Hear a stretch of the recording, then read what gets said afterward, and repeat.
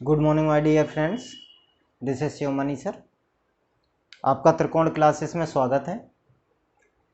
जैसा कि अभी आप देख रहे हैं यहाँ पे, पिछले वीडियो में हम लोग डिस्कस कर चुके थे कि ट्रिग्नोमेट्रिक फंक्शन, ये ट्रिग्नोमेट्रिक रेशियोज वगैरह ये कैसे बने हैं, इन सभी टॉपिक्स पर हम लोग बात कर चुके थे। और ये भी बता चुके थे कि राइट एंगल ट्राइंगल जो होता है उसमें दोनों लेग्स परपेंडिकुलर होती हैं ईच अदर। इन दोनों लेग्स में किसको परपेंडिकुलर कहेंगे, राइट? तो जैसे कि एंगल ए के अकॉर्डिंग कौन सा परपेंडिकुलर होगा, एंगल सी के अकॉर्डिंग कौन सा परपेंडिकुलर होगा, जब राइट एंगल बी पर होगा, राइट? तो इस टाइप के पॉइंट हम लोग डिस्कस कर चुके हैं पिछले वीडियो पर। और ये भी बता चुके हैं कि हाइपोटेन्यूज जो होता है वो दोनों केसेस में सेम होता है। नेक्स्ट टाइप हम लोग समझे थे कि ये जो sine theta, cos theta, tan theta वगैरह जो 6 ट्रिग्नोमेट्रिक फंक्शन है ये कैसे बने, राइट? इन सब चीज़ों को हम डिस्कस कर चुके हैं। जिन स्टूडेंट्स ने पहली वीडियो नहीं देखी है वो फर्स्ट वीडियो को पहले देख लें, इसके बाद इस वीडियो पर आप लोगों को समझ भी आएगा और बहुत अच्छे से आप इन पॉइंट्स को क्लियर भी कर पाएंगे, राइट? तो जैसे कि क्वाड्रेंट्स वगैरह भी हम उस पर डिस्कस किए थे। क्वाड्रेंट्स वगैरह पढ़े तो सबने हैं, लेकिन उनसे क्वेश्चन कैसे निकालेंगे, राइट? बात क्वेश्चन की है, उनके प्रोसेस की है, ये सारी चीज़ें हम लोगों ने डिस्कस की थी। फिर आता है बात ट्रिग्नोमेट्रिक टेबल का, तो ट्रिग्नोमेट्रिक टेबल भी हम उस पर डिस्कस कर चुके हैं, लेकिन इनसे संबंधित बनने वाले प्रश्न जो हैं उनसे भी बात करूंगा, राइट? इसके बाद आएंगे हम लोग graph of function, graph of trigonometric function. तो पीछे चलते हैं, थोड़ा सा बात करते हैं ट्रिग्नोमेट्रिक टेबल पर। ट्रिग्नोमेट्रिक टेबल में अगर आप लोग देखेंगे तो टेबल के अंदर अगर यहाँ पे हम थीटा लिखते हैं और ये 0 डिग्री होता है, ये 30 डिग्री होता है, राइट? 45 डिग्री एंगल लेते हैं, 60 डिग्री एंगल लेते हैं, 90 डिग्री एंगल लेते हैं, right? Value 1 degree, 2 degree, 3 degree और मिनट वगैरह वगैरह सब में होती है। आप लोग इन सब चीज़ों का विशेष ध्यान दें कि जैसे 1 डिग्री होता है तो 1 डिग्री में 60 मिनट होते हैं और 1 मिनट में 60 सेकेंड होते हैं। इस बात को समझें, ऐसे लिखने का इनका प्रोसेस है। बाकी का जैसे कहीं क्वेश्चन है और उसमें लिखा है साइन 29 डिग्री 30 मिनट, अगर इस टाइप से अगर कहीं पर लिखा गया है तो इसका मतलब है कि प्लस 30 मिनट, राइट? अगर इस प्रकार से है तो इसका मतलब है कि ये टोटल मिलाकर के कितना लिखा है, 30 मिनट और 30 मिनट 1 डिग्री के बराबर हो जाएगा। और 1 डिग्री अगर इसमें ऐड कर लोगे तो ये साइन 30 हो जाएगा और साइन 30 का वैल्यू 1/2 होता है। इजीली हम लोग इस बात को समझ सकते हैं, ठीक है? आगे इन सभी पॉइंट्स पर हम लोग डिस्कस करेंगे। यहाँ पर हम एक इम्पोर्टेंट टॉपिक जो है, जो बच्चे अभी तक समझ नहीं पाते हैं जी, देखिए अगर हम यहाँ देखें साइन 0 का वैल्यू क्या है, 0। साइन 30 का वैल्यू 1/2, 1/2 का मतलब है 0.5 से अप्रोक्स वैल्यू। और साइन 45 का वैल्यू होता है 1/√2। अच्छा, √2 का वैल्यू होता है 1.14, राइट? जैसे 1.414 ये लिखा है, 1.414205 लगभग ये वैल्यू होता है, ठीक है? अगर हम इसकी बात करें, √2 का वैल्यू है ये, और 1 को अगर डिवाइड करो 1.414 समथिंग से, तो जो वैल्यू आएगा वो 0.5 से बड़ा आएगा, राइट? एक अप्रोक्स वैल्यू आ जाएगा। और यहाँ पे लिखेंगे हम √3/2, √3 का वैल्यू होता है 1.732, राइट? इसको अगर हम 2 से डिवाइड करेंगे तो ये लगभग 0.86 के लगभग वैल्यू आ जाएगा, राइट? और ये आ जाएगा 1। तो यहाँ पे हम क्या देख रहे हैं कि जैसे ही हम एंगल बढ़ाते जा रहे हैं वैसे ही साइन का वैल्यू भी बढ़ता जा रहा है। तो एक पॉइंट आपका रेडी होता है, if theta increases then the value of sine theta is also increases. अगर आप एंगल बढ़ाते हैं तो थीटा का वैल्यू भी बढ़ता है, लेकिन ये सीमित अंतराल के लिए होता है। इन सब चीज़ों के लिए हमें कुछ ऐसे बेसिक पॉइंट्स रहेंगे जो हमें समझने होंगे, राइट? तो क्वाड्रेंट्स पे अभी हम लोग बात करेंगे दोबारा से लौटकर, स्टैंडर्ड लेवल पे थोड़ा सा लेकर के चलते हैं। जैसे कॉस का वैल्यू होता है यहाँ पे 1 होता है और ये √3/2 होता है, 1/√2 होता है और ये 1/2 है और ये 0। तो यहाँ पर हम इस क्वाड्रेंट में क्या देख रहे हैं, इस क्वाड्रेंट के अंदर अगर थीटा बढ़ाओगे तो कॉस का वैल्यू 1 से घटकर 0 तक आ जाता है। इसका मतलब if theta increases then the value of cos theta decreases, value किसका, कॉस थीटा का कम होता है। इसी प्रकार से tan के अंदर हम बात करते हैं तो tan 0 का वैल्यू 0 होता है, 90 डिग्री का इनफाइनाइट होता है। तो इसका मतलब क्या है कि 0 से हम लोग कहाँ पहुँच रहे हैं, इनफाइनाइट की तरफ, राइट। तो फर्स्ट क्वाड्रेंट पर जब हम बात करते हैं, ये फर्स्ट क्वाड्रेंट के एंगल्स हैं। फर्स्ट क्वाड्रेंट में वैल्यू जो रहेंगे वो किस प्रकार से होंगे कि tan का वैल्यू बढ़ेगा कब, जब आप एंगल बढ़ाएंगे, राइट। तो ये भी उसी प्रॉपर्टी की तरह ही काम करता है।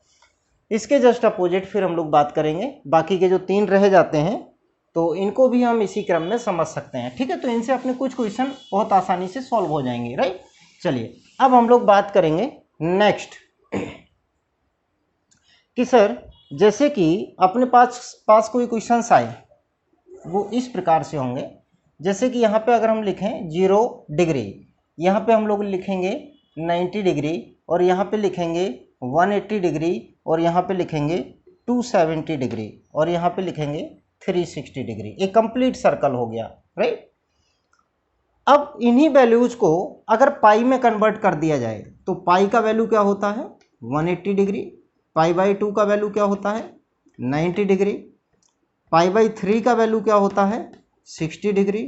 पाई बाई 4 का वैल्यू क्या होता है, 45 डिग्री। और पाई बाई 5 का वैल्यू होता है 36 डिग्री। और पाई बाई 6 का वैल्यू होता है 30 डिग्री, राइट। और भी आगे आप जितना चाहें कैरी कर लें, लेकिन हाँ ये कुछ इंपॉर्टेंट वैल्यूज हैं जिनको हम आगे देखेंगे, राइट। अब इनमें से हम कुछ इस प्रकार से समझेंगे। अगर यहाँ पे हम लिखें 0 डिग्री, राइट, 0 डिग्री माने 0 पाई बाई 2, यहाँ पे आ जाएंगे हम। ये सभी के सभी क्वाड्रेंट्स जो हैं 90 डिग्री एंगल कवर करते हैं। अगर हम यहाँ से यहाँ तक पहुँचे हैं तो कितना एंगल कवर कर लिया होगा, pi by 2 degree, right. Pi by 2 degree हमने एंगल कवर कर लिया। यहाँ तक आएंगे तो कितना, 2 pi by 2, 1 pi by 2, 2 pi by 2। अगर हम 2 पाई बाई 2 लिखते हैं तो 2 से 2 कैंसिल आउट हो जाएगा, फाइनली यू गेट पाई। और यहाँ पे क्या लिखेंगे, 3 पाई बाई 2, राइट। यहाँ पे क्या लिखेंगे, 4 पाई बाई 2, 4 पाई बाई 2 माने 2 पाई। 5 pi by 2, 6 pi by 2, 7 pi by 2, 8 pi by 2, 9 pi by 2, 10 pi by 2, 11 pi by 2, 12 pi by 2, 13 pi by 2, 14 pi by 2 माने 7 पाई। तो इस क्रम में जब हम आगे बढ़ते जाएंगे तो यहाँ पे आ जाएगा 15 पाई बाई 2, और यहाँ पे आ जाएगा 16 पाई बाई 2। कैंसिल आउट करके लिखे जा रहे हैं। अच्छा, अगर इनमें गौर से देखा जाए तो ये सब के सब जो वैल्यूज आ रहे हैं ये सब आ रहे हैं इवन पाई। तो हमें क्या करना है, जब हम क्वाड्रेंट पता कर रहे होंगे, राइट, कम समय में अगर हमें आंसर देना होगा तो तब हम क्या करेंगे, यहाँ पर हम देखेंगे ये सब के सब वैल्यू पॉजिटिव एक्स एक्सिस, अगर हम इधर से देखें, यहाँ से पॉजिटिव बाई एक्सिस, यहाँ से नेगेटिव एक्स एक्सिस, यहाँ से नेगेटिव बाई एक्सिस। तो जो पॉजिटिव बाई एक्सिस होता है इस पर हमेशा इवन पाई आता है। क्या आता है, इवन पाई। इसको हम लोग क्या बोलेंगे, इवन पाई बोलेंगे। अगर इसे इस एक्सिस को अगर हम इवन पाई बोलेंगे तो इधर देखो 1 पाई, 3 पाई, 5 पाई, 7 पाई, 9 पाई ऐसे चलेंगे। तो 9 पाई का मतलब क्या हो जाएगा, मतलब इस टाइप से अगर हम देखेंगे तो इधर कहेंगे ऑड पाई।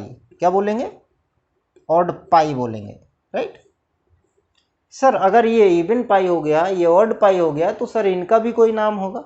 अगर हम इनमें देखें, गौर से समझेंगे, 5 को अगर हम 4 से भाग देते हैं तो एक रिमाइंडर बचेगा। 9 को भाग देंगे तब भी एक रिमाइंडर बचेगा। 12 को भाग देते हैं, 4 से भाग देना है, 4 से डिवाइड करेंगे, 4 से डिवाइड करने के बाद जितने भी इस एक्सिस पर आएंगे वो वैल्यूज सभी के सभी एक रिमाइंडर लीव करते हैं। इसका मतलब है कि ये कैसे दिखते हैं, 4n+1 π/2 की तरह। कैसे दिखते हैं, 4n+1 π/2। और यहाँ पे देखोगे 3 रिमाइंडर मिलेगा, तो इसका नाम क्या हो गया, 4n+3 π/2, राइट। अब देखो इनसे होगा क्या, इनसे आप लोग क्वेश्चन पता कर पाएंगे। सपोज दैट किसी ने बोला कि sin 13 π/2 का वैल्यू क्या होगा, तो सबसे पहले हमने देखा कि 13 π/2 किस एक्सिस पर पहुंच रहा है और वहां से किस क्वाड्रेंट पर जाएगा, या 13 sin 13 π/2 प्लस 30 π/6 वगैरह या कुछ और लिखकर आ गया इस टाइप से, तो हमें क्वाड्रेंट में आगे पीछे जाने का पता चलेगा कि हम किस क्वाड्रेंट पर जा रहे हैं। और क्वाड्रेंट जब पता चल जाएगा इसके बाद हम प्रोसेस फॉलो कर पाएंगे, जो हमने लास्ट प्रीवियस वीडियो में हमने डिस्कस किया था कि किस प्रकार से हम क्वाड्रेंट से वैल्यू फाइंड कर पाते हैं, राइट। तो जैसे कि अभी सबसे पहले हम एक्सिस पकड़ना सीखते हैं। एक्सिस पकड़ना कैसे, किसी ने बोला sin 17 π/2, राइट। तो 17 नंबर है उसे हमने डिवाइड किया कितने से, 4 से। तो 4 से 4 4 जा 16, एक रिमाइंडर आया, तो इसका मतलब हम ऊपर हैं। अगर उसमें लिखा है माइनस तो हम फर्स्ट क्वाड्रेंट में आ जाएंगे, प्लस लिखा है तो सेकंड क्वाड्रेंट में चले जाएंगे। ये सभी के सभी जो 6 ट्रिग्नोमेट्रिक फंक्शन है ये चीज सबके लिए फॉलो करती है, राइट। पहले तो हमें ये समझना पड़ेगा कि किस एक्सिस पर हम जल्दी से कवर कर पाएंगे, राइट। अगर किसी ने बोला 19 π/2, 19 π/2, 19 π/2 का मतलब क्या होगा कि 16 + 3, तो हम लोग कहाँ आ जाएंगे, इस एक्सिस पर खड़े होंगे, राइट। इस एक्सिस पे पहुंच जाएंगे, तो यहाँ से हमें पता करना आसान है कि हम फोर्थ क्वाड्रेंट की तरफ पहुंचेंगे या थर्ड क्वाड्रेंट में रहेंगे। प्लस रहेगा तो हम फोर्थ क्वाड्रेंट में आ जाएंगे, माइनस रहेगा तो हम थर्ड क्वाड्रेंट पर आ जाएंगे, राइट। अब जैसे लिखा है, क्रम से नंबर लेता हूँ, ठीक है, ताकि सारी एक्सिस कवर हो पाएंगे। 20 π/2, तो 2 से 20 काटोगे 10 पाई आएगा, 10 पाई माने इवन पाई, तो आप इस एक्सिस पर आ जाएंगे। मैंने बोला 21 π/2, एक रिमाइंडर होगा, इस एक्सिस पर आ जाएंगे।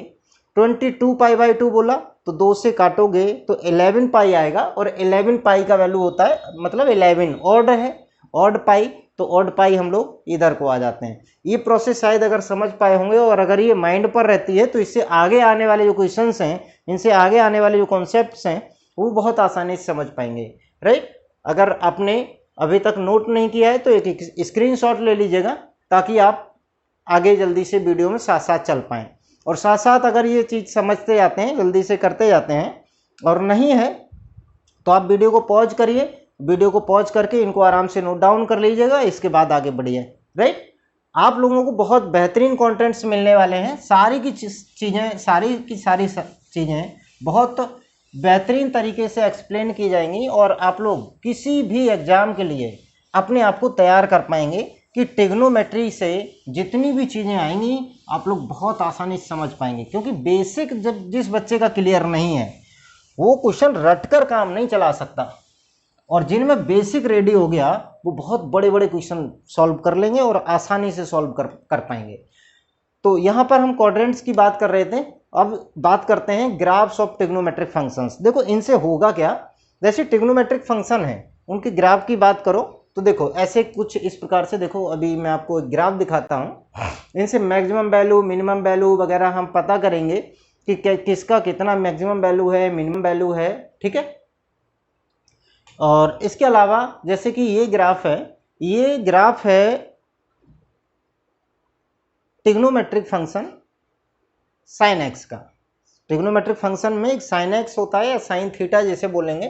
तो अगर इसमें हम गौर से देखें तो हमें एक चीज़ पता चलेगी कि ये जो एक्सिस है ये वाई एक्सिस हो गई, राइट, और ये एक्स एक्सिस हो गई। यहाँ से आप देखेंगे तो जो ये ग्राफ है यहाँ पर ये वाई एक्सिस है और ये एक्स एक्सिस है, यहाँ ओरिजिन से पास होकर जा रहा है ये कर्व। और पास कैसे हो रहा है कि उठते क्रम में जा रहा है यहाँ से। अगर हम यहाँ कुछ इस प्रकार से बनाकर देखेंगे, ये देखिए, तो इस पर क्या होता है,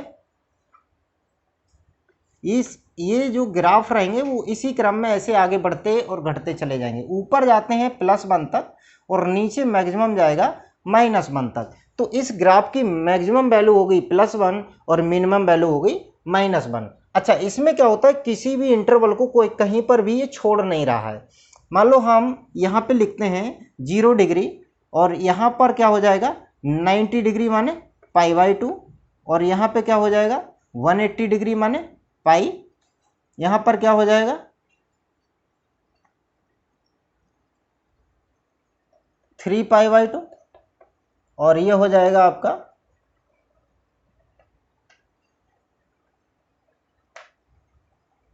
2π, ये हो जाएगा आपका 5π/2 और ये वैल्यू हो जाएगा आपका 3π और ऐसे ही क्रम में आगे बढ़ते चले जाएंगे। अच्छा, यहाँ पर हम लोग जो देखेंगे 1π/2, 2π/2, 3π/2, ये पॉइंट छोड़ दिया है यहाँ पे 2π और यहाँ पर आ जाएगा ये 5π/2, 6π/2, 7π/2, 8π/2 माने 4π। ठीक है, इस बात को समझेंगे। अच्छा, जितने भी ये पॉइंट हम डार्क कर रहे हैं, इन पॉइंट्स को अगर देखोगे तो आपको पता चलेगा कि जो कर्व है वो एक्स एक्सिस को कट कर रहा है और एक्स एक्सिस को अगर ये कट कर रहा है तो कहाँ कहाँ पे कट कर रहा है, पाई पे कर रहा है, 2π पे भी कर रहा है, 3π पे कर रहा है, 4π पे कर रहा है। तो इससे हमें पता चलता है the value of sine theta, the value of sine theta for every pi is 0। इस बात को समझे, चाहे वो इवन पाई हो, ऑड पाई हो, किसी भी प्रकार के पाई के लिए साइन का वैल्यू, जैसे किसी ने लिख के दिया साइन पाई का वैल्यू बताओ तो क्या लिखेंगे 0। साइन 17π का वैल्यू बताओ, आंसर क्या होगा 0। साइन 19π का वैल्यू बताओ तो आपका आंसर 0। राइट, इस बात को समझे, किसी भी प्रकार के पाई के लिए वैल्यू क्या होगा 0। अच्छा, वैसे साइन थीटा का मैक्सिमम वैल्यू क्या है, क्वेश्चन आता है, साइन थीटा का मैक्सिमम वैल्यू क्या है, +1। क्या है, +1। और साइन थीटा का मिनिमम वैल्यू क्या है, अगर मिनिमम की बात करो तो मिनिमम में क्या है -1। कर्व +1 से ऊपर नहीं उठता, ऐसे ही क्रम में बढ़ता चला जाता है, +1 से ऊपर नहीं जाता, -1 से नीचे नहीं जाता। तो इसका मतलब है कि साइन थीटा का मैक्सिमम वैल्यू +1, मिनिमम वैल्यू -1। अब ये जो क्वाड्रेंट हमने आपको बताए थे, इनसे कम समय में कैसे आप आंसर दे पाएंगे, पीछे थोड़ा सा इस पॉइंट को हम समझेंगे कि ये थे इवन पाई वाले, ये थे ऑड पाई वाले, ये थे +1 रिमाइंडर वाले और ये थे +3 रिमाइंडर वाले। राइट, अगर +1 रिमाइंडर आता है, देखो ये देखो यहाँ पर +1 रिमाइंडर आता है तो कर्व कितना है, टॉप पर है, यानी कि वैल्यू +1 है। यहाँ पे भी देखो +1 रिमाइंडर होगा, कर्व टॉप पर है और आगे चलेंगे 9π/2 आएगा तो कर्व टॉप पर रहेगा, यहाँ पे भी +1 रिमाइंडर होता है। इसका मतलब है कि साइन के केस में +1 रिमाइंडर होता है तो ऊपर यहाँ पहुँचेंगे और इस पे वैल्यू क्या रहेगा, +1 रहेगा और इस पे वैल्यू क्या रहेगा, -1 रहेगा। इवन में 0, ऑड में भी 0। साइन थीटा के लिए आप कम समय में आंसर दे पाएंगे किसी भी π/2 का वैल्यू। राइट, चलो प्रैक्टिस करते हैं इस बात पर। जैसे कि क्वेश्चन आया कि साइन 17π/2 का वैल्यू बताओ। 17π/2 का मतलब होता है एक रिमाइंडर, और एक रिमाइंडर माने 4n + 1π/2 की तरह, यानी कि ऊपर, और ऊपर माने तो +1। साइन के केस में ध्यान रखेंगे +1 आंसर आएगा। अगर किसी ने कहा 75π/2, बहुत जल्दी, जैसे किसी ने कहा 75π/2, तो 75π/2 की अगर हम लोग बात करेंगे तो अगर हम 75 को डिवाइड करते हैं 4 से तो 3 रिमाइंडर आएगा, और 3 रिमाइंडर आएगा तो नीचे आओगे, नीचे आ जाओगे। 3 रिमाइंडर के केस में आपका आंसर क्या है, -1 फॉर एनी पाई, किसी भी प्रकार के पाई के लिए आंसर क्या आ जाएगा, जीरो। साइन में ये चीज़ें आपको बस याद रखनी है, इनसे बहुत जल्दी क्वेश्चन सॉल्व हो जाते हैं। जितने भी एनसीईआरटी पैटर्न से आपके एग्जाम्स हो रहे हैं उन सब के लिए बहुत ही फायदेमंद चीज़ रहेगी कि आप लोग अगर समझें और समझकर बहुत आराम से क्लियरली आंसर दे पाएंगे। इसमें एक पॉइंट और आता है, एक आता है डोमेन, राइट, और एक आता है रेंज। कि साइन एक्स का डोमेन क्या है, डोमेन ऑफ साइन एक्स। तो साइन एक्स के डोमेन की बात करो, बहुत आसानी से यहाँ पे हम लोग समझेंगे। माइनस इन्फिनिटी से प्लस इन्फिनिटी तक का कोई भी चीज़, कोई भी वैल्यू, कोई भी एंगल, जैसे यहाँ पे हम 90 डिग्री तक गए हैं चलकर, तो 0 डिग्री से चले हैं तो 0.1 डिग्री, 0.2 डिग्री, 0. फिर 1 डिग्री आया होगा, 2 डिग्री, 5 डिग्री, फिर 10, तब 90 डिग्री पर यहाँ पहुँचे होंगे, तब वैल्यू प्लस बनूंगा। जैसे ही हम 0 से बढ़ते हैं तो यहाँ तक कर्व बढ़ता है, राइट, यहाँ से कर्व घटना शुरू हो जाता है और कहाँ तक डिक्रीज होता है, यहाँ तक। देखो साइन का जो यहाँ से कर्व बोले तो -π/2 से π/2, ये इंक्रीजिंग ऑर्डर में रहता है हमेशा, राइट, और फिर π/2 से घटना शुरू करता है 3π/2 तक, हमेशा डिक्रीज होता है। फिर 3π/2 से ये बढ़ेगा और कहाँ तक, 5π/2 तक। 180 डिग्री का डिफरेंस जो होता है वो कंटिन्यूटी बनाता है, बिल्कुल कंटिन्यूअस डिक्रीजमेंट होगा या फिर इंक्रीमेंट होगा। दोनों चीज़ों को हम बहुत आसानी से समझ सकते हैं। जिस इंटरवल की बात करें, जैसे उसने क्वेश्चन में कहा कि π/2 से लेके 5π/2 के इंटरवल्स में किस प्रकार से इंक्रीमेंट या डिक्रीमेंट है। तो जैसे अगर हम बात करें π/2 से 5π/2 तक, राइट, तो आपको बताना है एक इंटरवल π/2 से 3π/2 तक डिक्रीजिंग फंक्शन रहेगा ये, यही साइन एक्स, और यहीं से अगर बढ़ेगा कहाँ तक, 3π/2 से 5π/2 तक, तो ये स्ट्रिक्टली इंक्रीजिंग फंक्शन रहेगा। इस बात को समझेंगे। बाकी के जब क्वेश्चंस आएंगे तो इन पर बहुत आगे और हम लोग बात करेंगे। तो साइन एक्स का जो डोमेन रहेगा वो क्या रहेगा, अगर हम इंटरवल्स में लिखना चाहें तो -∞ से +∞, और अगर आपको डायरेक्ट ही लिखना है तो आप ऐसे कह सकते हैं all real number, right, all real number भी आप इसे कह सकते हैं। इस बात को शायद समझ गए होंगे, राइट। अब इसमें भी कुछ कंडीशंस होती हैं, जैसे इंटरवल्स जो रहते हैं, जैसे हमने लिखा 2,3, तो इसका मतलब है इस इंटरवल के बीच में 2 और 3, जैसे और कोई बड़ा नंबर लेते हैं उसको समझ पाएंगे आप, 2,7, तो 2 और 7 के बीच में जितने भी नंबर्स आएंगे, चाहे वो रियल नंबर की बात करें, इंटीजर्स की, अगर इसमें लिखा गया है कि जो ये वैल्यू हैं वो रियल नंबर से आएंगे या नेचुरल नंबर से आएंगे, होल नंबर से आएंगे, इंटीजर से आएंगे, तो ये डिपेंड करता है क्वेश्चंस के ऊपर। लेकिन हाँ, एक बात सब में तय है कि 2 नहीं आएगा और 7 नहीं आएगा, ये ओपन इंटरवल बोले जाते हैं। अगर ये लिखा जाए इस प्रकार से 2,7, तो इसका मतलब है 2 इंक्लूडेड है और 7 इंक्लूडेड नहीं है, राइट, एक्सक्लूडेड है 7 को नहीं लेना है, 2 को काउंट कर लेना है।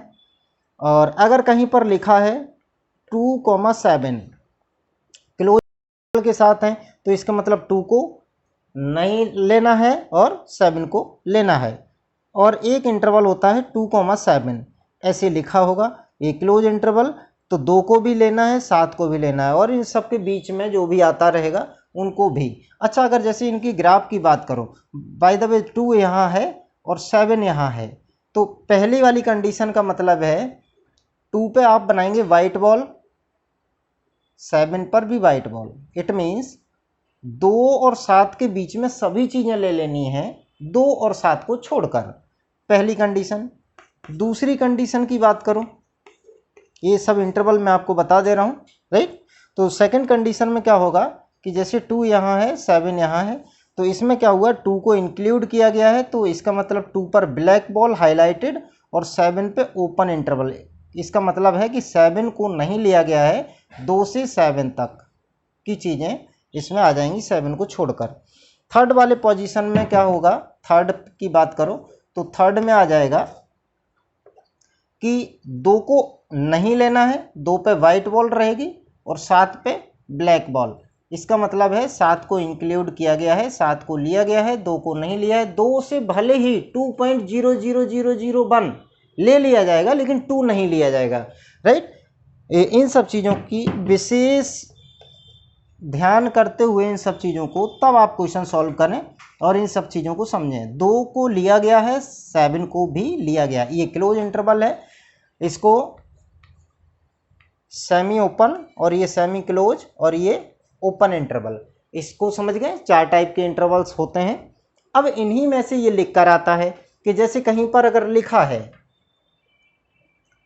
3π/2 से 5π/2, ऐसे अगर कहीं पर लिख कर दिया, ये ओपन इंटरवल लगाया, इसका मतलब है 3π/2 को इस इंटरवल में नहीं लेंगे, 5π/2 को नहीं लेंगे। इसके बीच में यहाँ से लेके यहाँ तक जितने भी एंगल्स हमारे कवर होंगे, ये एंगल्स जितने भी होंगे, ये सारे एंगल्स हम लोग ले लेंगे और इन पे कर्व कितना ऊपर कितना नीचे है ये आप लोग बता देंगे, राइट। चलिए, ये था। अब इसका रेंज का बात करो तो रेंज के लिए क्या होता है, -1 और से लेकर +1। -1 ये रहा, ठीक है। जो कर्व है वो -1 तक उतरता है, -1 से +1, मैक्सिमम जाता है +1 तक, मिनिमम -1 तक उतर के नीचे आता है, तो इसको हम रेंज कहते हैं। अब -1 पर आता है कि नहीं आता है तो आप यहाँ पे क्लोज इंटरवल लगाएंगे, अगर नहीं आता है तो ओपन इंटरवल लगाएंगे। इस बात को शायद हम लोग भली भांति समझ गए होंगे। ये साइन के लिए फॉर्मेट है, कम समय में आंसर देना है। नेक्स्ट टॉपिक है हमारा cos x। cos का फंक्शन जो रहेगा, cos के लिए क्या है कि cos में 90 डिग्री का वैल्यू 1 होता है। cos 90 डिग्री का कुछ इस प्रकार से समझेंगे कि cos 90 डिग्री का वैल्यू अगर 1 होता है और बाकी की चीज़ें सब वही सेम रहेंगी जो क्वाड्रेंट्स के लिए हमने बताई थी, वैसे ही हम लोग एक्सिस पता करेंगे। ये जैसे एक्सिस है इवन पाई, ऑड पाई, +1 -1, कौन सा फॉर्मेट कहाँ है, किस प्रकार से है, ये सब चीज़ें हम वैसे ही पता करेंगे। तो इसमें क्या होता है कुछ इस प्रकार से, राइट। देखो यहाँ पर क्या है 0 डिग्री और 0 डिग्री पर कर्व कहाँ है +1 पर, ठीक है। और बाकी का इधर देखो, ये रहेगा अपना 0 डिग्री। 0 डिग्री का मतलब फिर यहाँ पे क्या हो जाएगा 1π/2, π/2, 2π/2,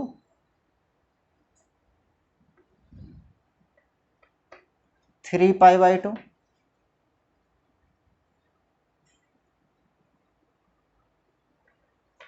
थ्री π/2, 2π, 5π/2 और ये 3π।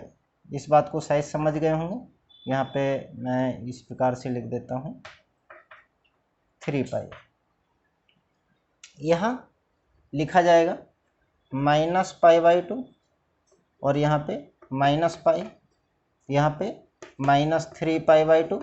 ये चीज़ें शायद समझ गए होंगे। एक हमने नंबर लाइन बनाई है जो एंगल्स की है, तो इस पे भी कुछ प्रोसेस वही है कि इसके डोमेन की बात करो तो डोमेन भी ऑल रियल नंबर है और रियल नंबर का मतलब है कि -∞ से +∞ तक का वैल्यू लिया गया। अच्छा, एक बात और, इन्फिनिटी जब भी लिखा जाएगा तो हमेशा वो ओपन इंटरवल पे ही लिखा जाएगा स्मॉल ब्रैकेट के साथ, ठीक है। इस बात को विशेष ध्यान दें।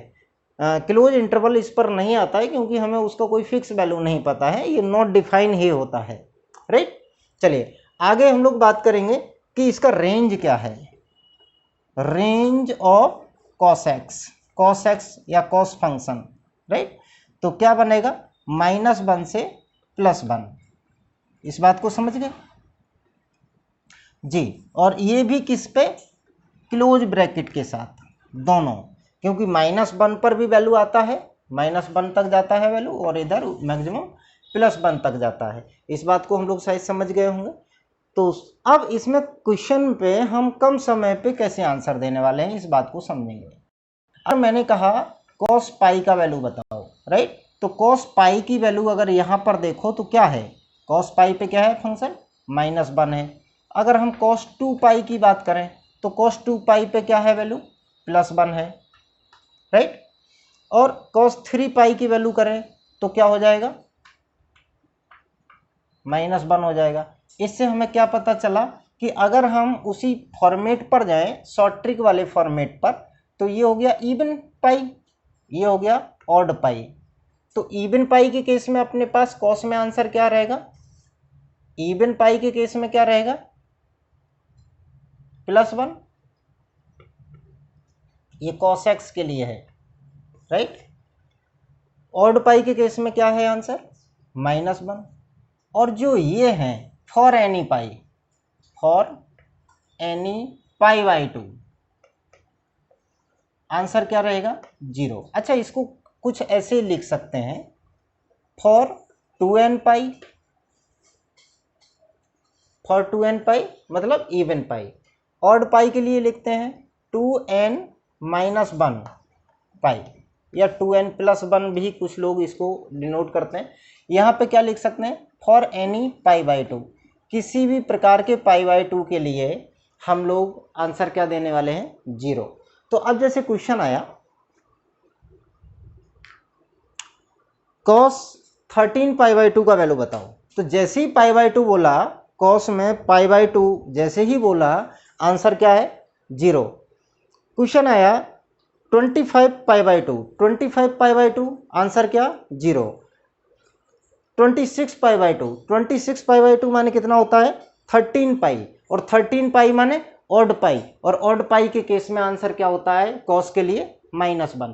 तो इसी प्रकार से सारे ग्राफ्स को अगर कवर करोगे तो बहुत आसानी से समझ पाओगे कि इनमें, अच्छा कॉस का मैक्सिमम वैल्यू और मिनिमम वैल्यू, इसकी बात करो, maximum value of cos x क्या है +1 है, minimum value of cos x क्या है -1 है। इस बात को शायद समझ गए होंगे। तो साइन और कॉस में डोमेन और रेंज सारी चीजें बिल्कुल सेम हो गई हैं। अब हम लोग बात करेंगे tan की, राइट। जो नेक्स्ट फंक्शन है अपना वो रहेगा tan x। तो tan x के केस में क्या है, ये दोनों फंक्शन उम्मीद करता हूं कि आप लोगों को समझ आए होंगे, और अगर इस पे आप प्रैक्टिस करते हैं तो मैं चैलेंज से कहता हूं कि क्लास में सबसे पहले आपका आंसर होगा। अगर आप बस इन फॉर्मेट्स को रेडी कर लें तो क्लास में सबसे पहले आप लोग आंसर दे पाएंगे। और नेक्स्ट बात करता हूं, ये tan x का ग्राफ बनाते हैं, राइट। तो tan x में कुछ इस प्रकार से, जैसे कि ये है पाई बाई 2, ये है 2 पाई बाई 2 माने पाई, 3 pi by 2, 4 pi by 2, 5 pi by 2, और ऐसे ही आगे, राइट। और यहाँ पे अगर देखेंगे तो ये क्या होगा -pi by 2, -2 pi by 2, -3 pi by 2, और इस प्रकार से ऐसे नेगेटिव इन्फिनिटी से प्लस इन्फिनिटी के बीच में हमने ये कुछ एंगल्स लिए हैं। और इन एंगल्स पे अगर बात करो तो साइन 0 का वैल्यू क्या होता है 0 डिग्री, कॉस 0 का वैल्यू क्या होता है, साइन 0 का वैल्यू 0, कॉस 0 का वैल्यू 1, तो फाइनली वैल्यू क्या आया 0। अब इस बात को हम tan लिख सकते हैं, क्योंकि tan 0 डिग्री इक्वल टू हम लिख सकते हैं sine 0 degree upon cos 0 degree. tan 0 का वैल्यू 0 होता है, इसका मतलब है कि कर्व 0 से पास होगा, और 0 से अगर कर्व पास हो रहा है, और जैसे ही हम साइन के फंक्शंस पर देख रहे थे तो वहाँ पे क्या हो रहा था कि जैसे ही 0 डिग्री से आगे एंगल बढ़ा रहे थे और पता हमें चल रहा था कि वैल्यू बढ़ रहा है, if angle increases then the value of sine theta is also increases, right. और कॉस में क्या हो रहा था कि जैसे ही हम एंगल बढ़ा रहे थे, फर्स्ट क्वाड्रेंट में बढ़ रहे थे आगे, तो क्या हो रहा था कि कॉस का वैल्यू कम हो रहा था, राइट। तो इस क्रम में अगर हम लोग यहाँ देखते हैं तो कुछ इस प्रकार से इनके इंटरवल्स डिसाइड करते हैं। और यहाँ पर क्या है कि यहाँ से ये वैल्यू कुछ इस प्रकार से, ओके।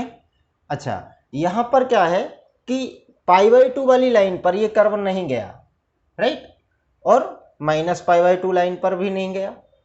फिर क्या होता है, पाई पे फिर 0 होता है, और यहाँ पर जैसे कि इसको मैं हटाता हूँ यहाँ से, क्लियरली आप इस ग्राफ को समझ पाएंगे। और इससे देखो बहुत सारे ऐसे इंपॉर्टेंट क्वेश्चंस हम लोग बना पाएंगे। ये देखिए,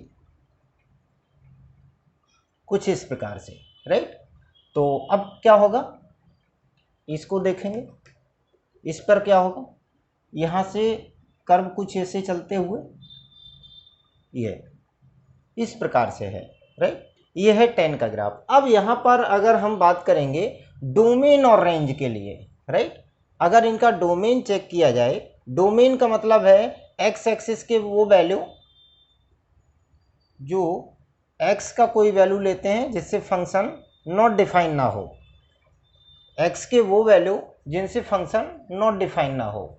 तो यहाँ पर अगर हम देखेंगे कि π/2 पे ये फंक्शन नॉट डिफाइन है।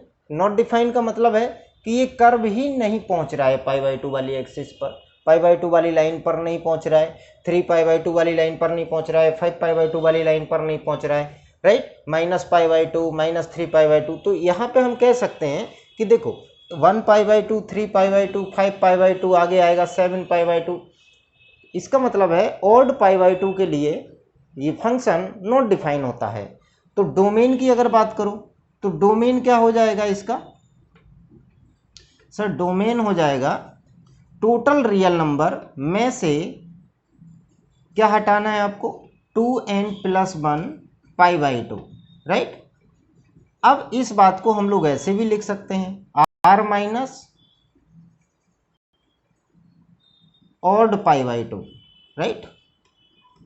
अगर ऑड π/2 की बात करो तो ऑड π/2 भी हटा देना। अब यहाँ पर क्या है कि माइनस में जैसे ये आ जाएगा -π/2 -3π/2, तो माइनस के लिए भी हम लोग इसे काउंट कर लेंगे कुछ इस प्रकार से, ठीक है। अगर रेंज की बात करो तो रेंज में क्या है, रेंज हम लोग कैसे डिफाइन करते हैं कि बाई पर कितना ऊपर कर्व उठा हुआ है बाई एक्सिस पर और कितना डाउन गया है। तो बाई एक्सिस पर कितना कर्व ऊपर उठा हुआ है नॉट डिफाइन तक, और डाउन कितना हुआ है नॉट डिफाइन तक। तो इसका मतलब है कि ऑल रियल नंबर, पूरा रियल नंबर इसका रेंज हो जाएगा।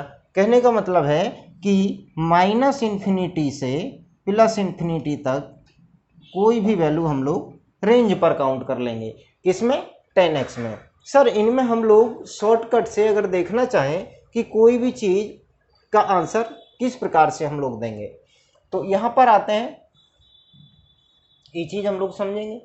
इस पर क्या है, इसको हम लोग क्या काउंट करते हैं, इवन पाई, और इसे काउंट करते हैं ऑड पाई, राइट। तो देखो पाई पर 2 पाई पर आगे 3 पाई 4 पाई 5 पाई आगे चलते जाएंगे। तो किसी भी पाई के लिए इस फंक्शन का वैल्यू क्या है, 0 है। अगर 0 है तो हम लोग क्या कहेंगे कि देखो अगर आप 10 के केस में यहाँ पर रुक जाते हैं आकर इस एक्सिस पर, तो आंसर क्या देना है, 0। ऑड के केस में भी आंसर क्या है, 0। और +1 रिमाइंडर के केस में और +3 रिमाइंडर के केस में, क्योंकि ये जो है वो क्या दिखता है, 4n+1 π/2 ये है, और ये क्या केस है, 4n+3 π/2। अगर इस बात को नहीं समझे हैं तो थोड़ा सा वीडियो को पॉज करेंगे और पीछे जा कर के हम इसको चेक कर लेंगे, राइट, देख लेंगे, समझ लेंगे। तो यहाँ पर क्या है कि जितने भी π/2 मिल रहे हैं हमें, -π/2 मिल रहा है, π/2 मिल रहा है, 3π/2 मिल रहा है, 5π/2, तो इन पे क्या है कि ये कर्व जा ही नहीं रहा है। और अगर इस पे कर्व नहीं पहुंच रहा है तो इसका मतलब ये फंक्शन यहाँ पर नॉट डिफाइन हो रहा है, और नॉट डिफाइन हो रहा है तो हम लोग इस पे वैल्यू क्या देंगे, इन्फिनिटी, राइट। और इसके केस में -∞, +∞ या -∞, दोनों का मतलब फाइनली नॉट डिफाइन है, राइट। इस बात को हम लोग समझ गए होंगे। तो कम समय में, जैसे कि किसी ने क्वेश्चन कर दिया कि सर 7 π/2 का वैल्यू क्या होगा, तो आपका आंसर क्या होगा, 7 π/2। तो किसी भी π/2 के लिए ये फंक्शन नॉट डिफाइन होता है, तो आंसर क्या होगा, नॉट डिफाइन, राइट। तो इसमें हमने एक चीज़ और आपसे डिस्कस की थी कि 1/0 का मतलब क्या होता है, इन्फिनिटी होता है। 0/1 का मतलब क्या होता है, 0 होता है। और 1/∞ का मतलब 0 होता है, राइट। ये 3 फैक्ट ऐसे हैं जिनमें कैलकुलेशन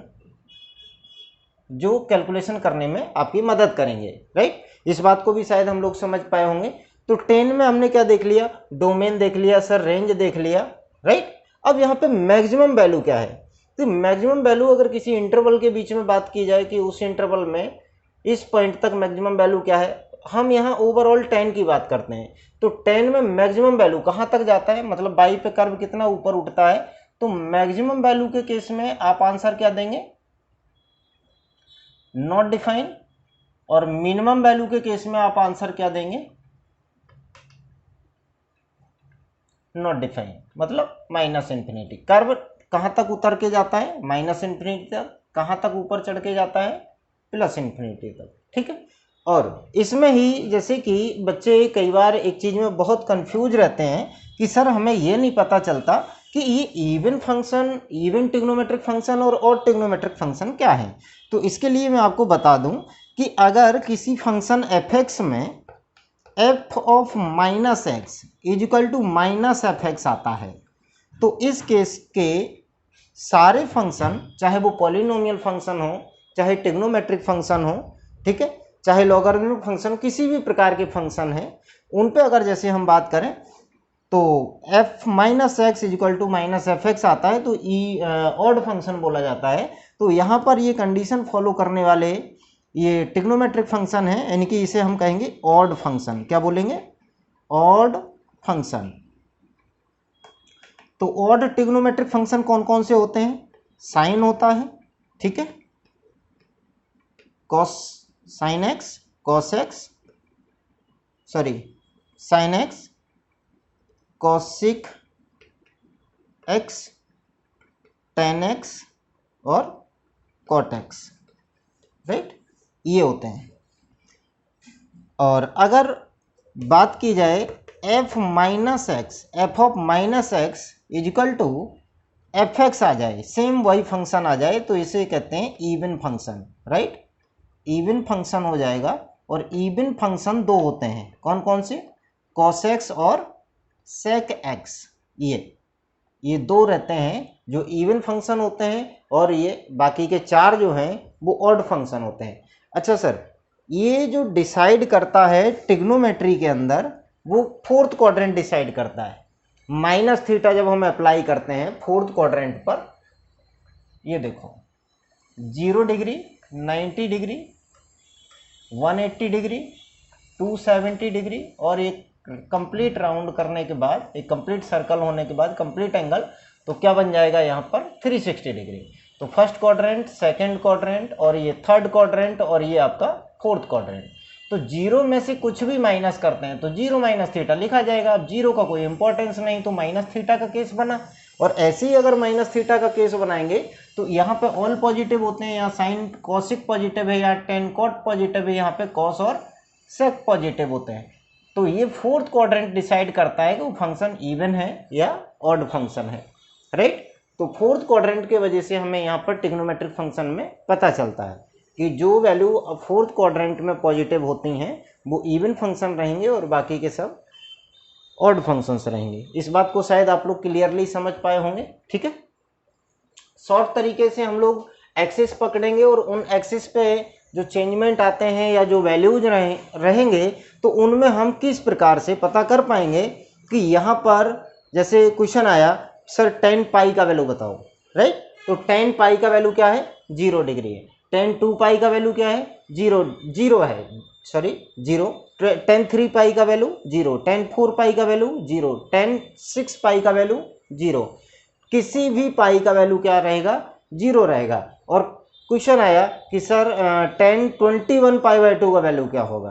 तो 21 पाई बाई 2 की बात करें तो पाई बाई 2 में क्या है, 2n + 1 पाई बाई 2 के लिए फंक्शन नॉट डिफाइन है, राइट। तो हम लोग आंसर क्या देंगे, इन्फिनिटी, राइट। यहाँ से हम लोग आसानी से समझ सकते हैं कि अगर 10 के केस में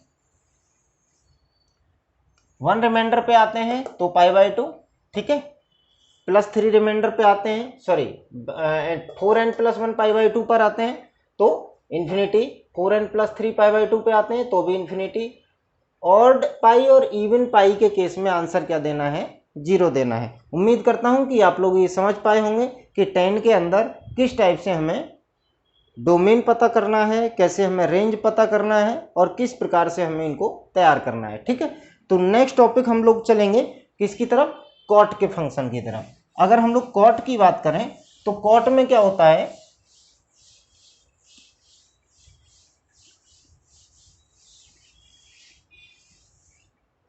जैसे कि टेन में हमने देखा था, एक बार टेन में समझ लेते हैं कि टेन थीटा इजिकल टू होता है sine theta upon cos theta, right. तो इसका मतलब है कि कॉस थीटा जीरो नहीं होना चाहिए, कॉस थीटा अगर जीरो होगा तो वो नॉट डिफाइन हो जाएगा। अच्छा, कॉस में फर्स्ट क्वाड्रेंट पे अगर बात करें तो कौन सा ऐसा वैल्यू है जो जीरो आंसर देगा, तो यहाँ पे हमें पता चलता है कि π/2 मतलब 90 डिग्री, कॉस 90 का वैल्यू जीरो होता है। तो अगर हम tan 90 डिग्री की बात करें तो tan 90 क्या होगा, sin 90 अपॉन cos 90, और sin 90 का वैल्यू क्या होता है 1 और cos 90 का वैल्यू होता है 0। तो फाइनली हमें क्या हो जाएगा, ये मिल जाएगा हमें not define. Not define value होता है मतलब cos 90 नहीं होना चाहिए। cos 90 अगर हो जाएगा तो π/2 वाली एक्सिस जो है, ये एक्सिस जो है π/2 वाली एक्सिस दिख रही है, तो π/2 में अगर हम बात करेंगे तो इस पे कर्व जाता ही नहीं है। क्यों नहीं जाता है, यहाँ से फंक्शन नॉट डिफाइन हो जाता है। ऐसे ही अगर मैं कॉट की बात करूँ, आगे चलेंगे कॉट फंक्शन पढ़ेंगे, तो कॉट के अंदर जैसे हमने बात की तो कॉट में क्या होता है cos theta upon sine theta, right. तो साइन का वैल्यू जीरो नहीं होना चाहिए, साइन 0 डिग्री पर वैल्यू जीरो देता है, ठीक है। तो इसका मतलब है कि जो जीरो वाली एक्सिस है वो नॉट डिफाइन रहेगी, उस पर ये जाएंगे नहीं और इस पर नहीं जाएंगे। तो एक आइडिया मिला हमें कि किस टाइप से हम कॉट का ग्राफ बनाएंगे, राइट। तो कॉट के ग्राफ के लिए वही है, सबसे पहले आप डोमेन लेते हैं π/2, चेक करते हैं 2π/2, 3π/2, 4π/2, 5π/2, यहाँ पे -π/2, -2π/2, -3π/2, इतने से साइज समझ पाएंगे, -4π/2। ओके, ये देखो कॉट में क्या है कि जैसे कि ये पॉइंट होते हैं 1 unit, 2 unit, 3 unit, -1 unit, -2 unit, -3 unit, right, by axis, और ये है आपका एक्स एक्सिस। इतनी बात हम लोग समझ गए होंगे। और हमने एक चीज़ और अभी नोटिस की थी, क्या कि कॉट थीटा जो होता है वो cos theta upon sine theta होता है, cos theta upon sine theta. तो साइन जीरो नहीं होना चाहिए और साइन 0 डिग्री पर ही जीरो होता है। इसका मतलब 0 डिग्री पे ही फंक्शन नॉट डिफाइन होगा। फंक्शन अगर 0 डिग्री पर नॉट डिफाइन होगा तो कुछ इस प्रकार से मूवमेंट करेगा। और दूसरी बात, कॉस का वैल्यू एंगल बढ़ाने पर, कॉस के अंदर एंगल बढ़ाने पर वैल्यू घटता है, और वैल्यू अगर घटते क्रम में चलता है तो कुछ इस प्रकार से हम लोग इस बात को समझ पाएंगे, ठीक है। ऐसे देखो, ये बात क्लियर होगी, ठीक है। तो यहाँ पर क्या हुआ कि 0 डिग्री वाली एक्सिस है 0 डिग्री पर, ठीक है, और एक पाई पर एक्सिस है, तो आगे एक 2π पर एक्सिस होगी जिनके लिए ये फंक्शन नॉट डिफाइन है, राइट। क्योंकि साइन में हमने पढ़ा था कि किसी भी पाई के लिए आंसर क्या आता है, 0 आता है। इवन पाई हो चाहे ऑड पाई हो, दोनों के केस में आंसर 0 आता है। +1 के केस में मतलब एक रिमाइंडर बचेगा तो उस केस में हम लोग क्या करते हैं, +1, 3 रिमाइंडर बचता है तो उस केस में -1 आंसर देते हैं। साइन के लिए हमने यहाँ पर ट्रिक सीखी थी, ऐसे ही हम लोग अभी कॉट के लिए बात करेंगे। आगे अगर हम यहाँ पे चलते हैं तो यहाँ पे 3π लिखा जाएगा, और 3π लिखा जाएगा तो कुछ इस प्रकार से होगा, है ना। इस बात को शायद हम लोग समझ पाए होंगे। अब इसका ग्राफ कैसे बनना है, इस प्रकार से, और इस प्रकार से अगर ऐसे ग्राफ बनाते हुए चलेंगे तो कुछ ऐसे पास होता जाएगा, राइट। और फंक्शन की वैल्यू की बात करो तो फंक्शन क्या हो जाएगा, नॉट डिफाइन हो जाएगा, किस पर, फॉर एनी पाई, 1π, 2π, 3π, 4π, किसी भी पाई के लिए, इवन पाई हो या ऑड पाई हो, सबके लिए फंक्शन क्या हो रहा है, नॉट डिफाइन हो रहा है। क्योंकि इसका कर्व पाई पर, 2π पर, 3π पर ये एक्सिस को टच नहीं करता है बल्कि साइड से आगे बढ़ जाता है, राइट, इसको इंटरसेक्ट नहीं करता। तो यहाँ पर हम लोग किस प्रकार से बनाएंगे, कुछ इस प्रकार से, इस फॉर्मेट को शायद हम लोग समझ पाए होंगे। और यहाँ पर क्या है, ये देखिए, माइनस पाई पर, तो सेम कंडीशन हियर। तो ये है कॉट-एक्स का ग्राफ। यहां से हम लोग डोमेन पता करेंगे, रेंज पता करेंगे, maximum value, minimum value, function कैसा है, ये ऑड फंक्शन है, इस बात को भी हम लोग समझ पाए होंगे। अच्छा सर, डोमेन की बात करेंगे, तो डोमेन क्या है इसका? टोटल रियल नंबर में से कितना सब्ट्रैक्ट करना होगा? टोटल रियल नंबर में से हमें पाई हटाना पड़ेगा। क्या हटाना पड़ेगा? पाई। पाई का मतलब एन पाई कर दें, एन की जगह पे 1 डालो, 0 1 2 3 4 5 6 कुछ भी डालो, तो क्या होगा? 1 पाई, 2 पाई, 3 पाई, सभी पाई के लिए ये वैल्यू क्या देगा? Not defined. तो इसलिए ये चीज़ हम लोग हटा देते हैं। तो डोमेन हमें पता चल गया। रेंज की बात करो तो सर रेंज में क्या है? रेंज में है माइनस इन्फिनिटी से प्लस इन्फिनिटी, माइनस इन्फिनिटी से प्लस इन्फिनिटी, राइट। तो अब ये जो वैल्यू है कहां से कहां तक कवर करता है? माइनस इन्फिनिटी से प्लस इन्फिनिटी तक, total real number, right. Total real number की अगर बात करो तो कैसे? माइनस इन्फिनिटी से प्लस इन्फिनिटी तक बाई में कर्व ऊपर उठता है और डाउन होता है, ठीक है। इस बात को भी शायद हम लोग समझ पाए होंगे। अब इसमें हम लोग पता करते हैं कि मैक्सिमम वैल्यू क्या है और मिनिमम वैल्यू क्या है। मैक्सिमम वैल्यू पर क्या लिखा जाएगा? प्लस इन्फिनिटी, और मिनिमम वैल्यू के लिए क्या लिखा जाएगा? Minus infinity. किसका? Y equal to cot x, y equal to cot x के केस में। सर इसमें अगर हम पता करें इवन पाई के केस में आंसर क्या आना है और ऑड पाई के केस में आंसर क्या आना है। इवन पाई के केस में क्या आंसर देना है आपको? इन्फिनिटी। ऑड पाई के केस में आंसर क्या देना है? इन्फिनिटी। और इस एक्सिस के लिए आपको आंसर क्या देना है, इसको भी समझ लेते हैं, right. Pi by 2, 1 pi by 2 आएगा या 3 पाई बाई 2 आएगा, 5 पाई बाई 2, 7 पाई बाई 2, किसी भी प्रकार के ऑड पाई बाई 2 के लिए आंसर क्या है? 0 है, ठीक है। तो हम लोग यहाँ पर क्या लिखेंगे? यहाँ पर 0 मिलेगा और यहाँ पर भी 0 मिलेगा। इस बात को शायद हम लोग समझ पाए होंगे। यहाँ पर आंसर क्या आएगा? 0 आएगा, ठीक है। जैसे आगे बढ़ते जाएंगे तो ये आंसर हमें मिल जाएगा 0। क्लियर? तो उम्मीद करता हूँ कि आप लोग इस फंक्शन को भी समझ पाए होंगे, ठीक है। बाकी का हम लोग नेक्स्ट बात करते हैं y equal to sec x, right. Y equal to sec x की बात करते हैं, ठीक है। कि ये वैल्यू जो रह रहा है वो +1 के ऊपर है और नीचे है। रेंज की अगर बात करो, ठीक है, जो भी फंक्शन है यहाँ पे देखो, एक बार मैं एक्सप्लेन करता हूँ इसको। ये हो गया आपका बाई एक्सिस, ये हो गया एक्स एक्सिस, ठीक है। तो बाई एक्सिस में क्या है कि जैसे ये 0 डिग्री 90 डिग्री के हम लोग यहाँ पे डिफरेंस पर वैल्यूज ले लेते हैं।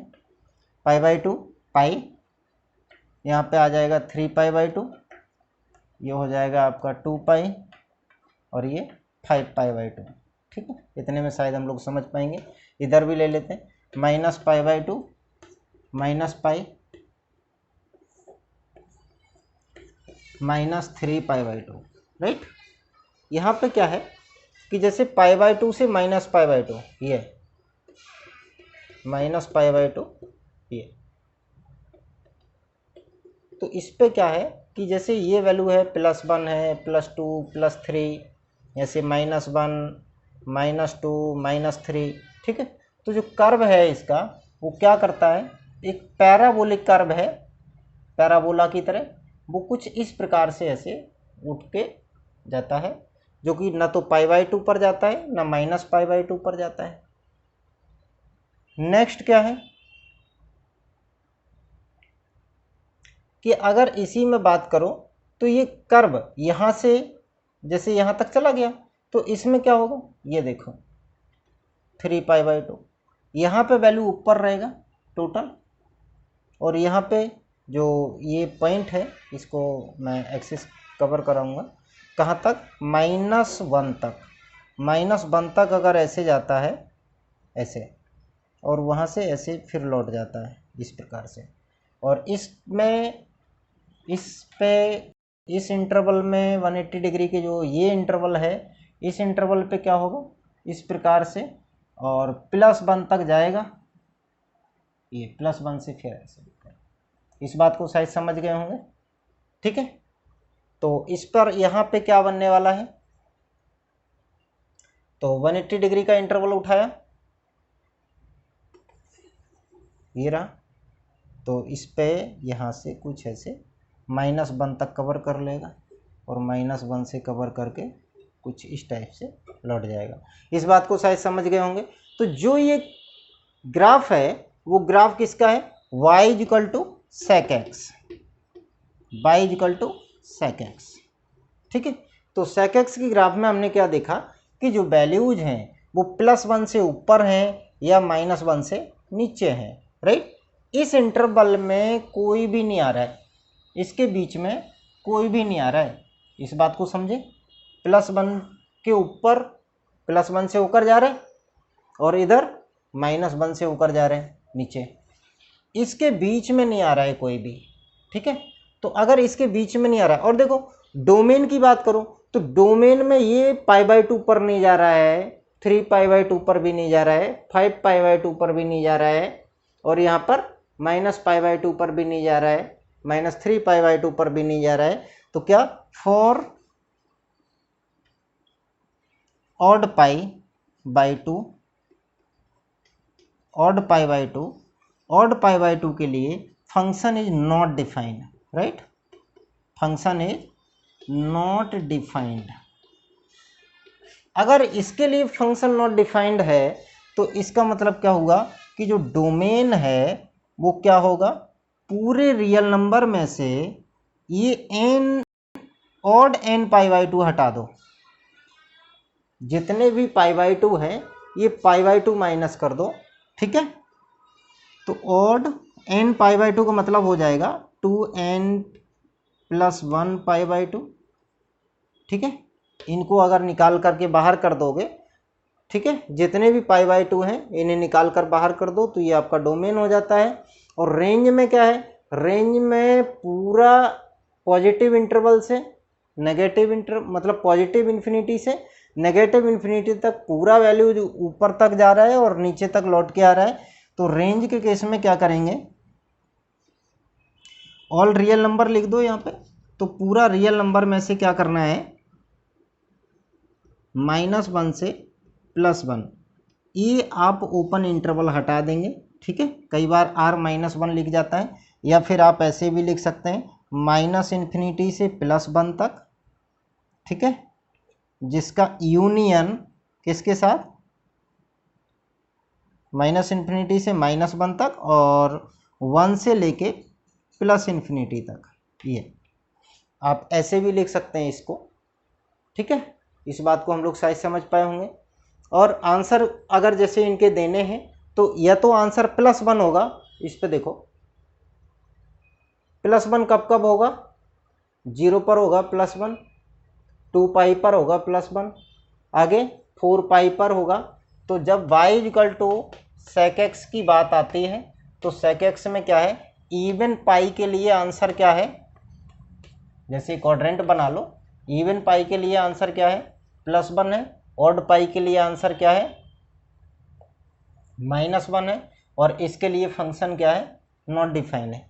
इस बात को समझ गए, +1 π/2 या +1 π/2 या +3, 1 π/2 के केस में या 3 π/2 के केस में, दोनों केसेस में क्या है, फंक्शन नॉट डिफाइन है। इस बात को समझ गए हैं, यहाँ पे भी नॉट डिफाइन और यहाँ पे भी नॉट डिफाइन।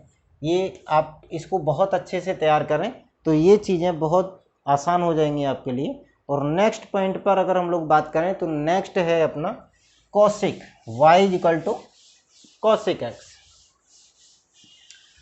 तो cosec x के ग्राफ की बात करेंगे तो cosec में भी सेम प्रोसेस होती है, जैसे कि tan साइन और cos में प्रोसेस थी, वैसे ही tan और cot पर है और sec और cosec पर है। तो कौशिक की अगर बात करो तो कौशिक में क्या होता है कि ये हो गया 0 डिग्री, ये हो गया π/2, पाई, 3π/2, 2π, 5π/2, राइट। यहाँ पे क्या होगा -π/2। पहले ये आप इंटरवल एंगल्स वगैरह आप लिख लेंगे, यहाँ पे कवर कर लेंगे। इसके बाद में फिर ग्राफ बनाना शुरू करेंगे। -π और यहाँ पर आ गया -3π/2, राइट। अब इनके जो इंटरवल्स हैं वो क्या है, 0 से π, ठीक है। 0 से π यहाँ तक की अगर हम बात करेंगे, ये 0 से π, फिर ये 180 डिग्री के इंटरवल आप ले लेंगे और आगे अगर यहाँ पे एक्सटेंड करेंगे तो ये बनेगा 3π, राइट, 3π। और यहाँ पीछे क्या होगा, यहाँ से लेकर के यहाँ, ठीक है। इस बात को शायद हम लोग समझ पाए होंगे। अब यहाँ से ये वैल्यू है +1, ये है +2, +3 और आगे इन्फिनिटी तक चले जाते हैं, -1, -2, -3, ठीक है। तो सेम प्रोसेस है।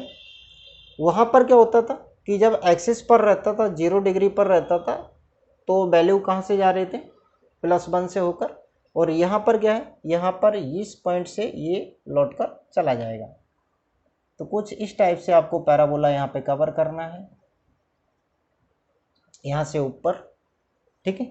और पाई से 2π के बीच में जब हम बात करेंगे तो ये डाउन इंटरवल पे आ जाएगा, -1 से नीचे ऐसे, ठीक है। लेकिन ये एक्सिस को टच करके जाएगा, एक्सिस के ऊपर से नहीं जाएगा। यहाँ पे भी क्या होगा, +1 से ऊपर जो पैराबोला डिफाइन करेगा वो इस टाइप से। इसी क्रम में यहाँ पर क्या होगा, -1 पर ये रहा, इस प्रकार से ये ग्राफ जो होगा वो ग्राफ हो जाएगा। अब कौशिक में इस ग्राफ को अगर बनाना है तो ओहो, यहाँ पे शायद हमने +2 ऊपर कर दिया है, इस बात को आप देखेंगे। ये जो कर्व रहेगा ये, हाँ, ये +1 है, तो +1 तक आएगा, +1 से ऊपर लौट जाएगा। ऐसे यहाँ पर भी है, +1 तक आएगा और +1 से ऊपर लौट जाएगा। ये है y = कौशिक। तो इसमें भी अगर हम लोग बात करेंगे तो कौन कौन से, भाई देखो, 3π/2 पर नॉट डिफाइन है, 3π पर नॉट डिफाइन है, 2π पर नॉट डिफाइन है, पाई पर नॉट डिफाइन, मतलब 1π, 2π, 3π। तो फॉर एनी पाई पे क्या है, नॉट डिफाइन है। अगर हम y = कौशिक x को शॉर्ट ट्रिक से समझेंगे तो क्या होगा, इस प्रकार से होगा।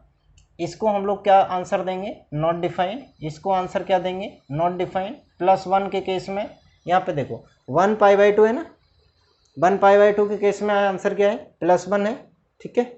और ये देखो, ये इसकी इस इंटरवल की 0 से π के बीच में, जैसे क्वेश्चन आता है 0 से π के बीच में फंक्शन का मिनिमम वैल्यू क्या है, तो फंक्शन का मिनिमम वैल्यू क्या है, +1, ठीक है। और मैक्सिमम क्या है, नॉट डिफाइन। अगर यहीं पे ये कहा जाए कि पाई से 2π के बीच में कौशिक x जो फंक्शन है उसका मैक्सिमम वैल्यू क्या है, -1, और मिनिमम वैल्यू क्या है, -∞, मतलब नॉट डिफाइन। इन सब चीज़ों को भी बहुत आराम से आप समझेंगे। ग्राफ जितने अच्छे से आपने रेडी कर लिए उतने ही कम समय में आप लोग आंसर दे पाएंगे, ठीक है। चलिए, इस बात को भी हम लोग शायद समझ पाए होंगे। तो +1 π/2 के केस में आंसर क्या है, +1, ठीक है। जितने भी π/2 हैं उन पर ये +1 आंसर देगा, ठीक है।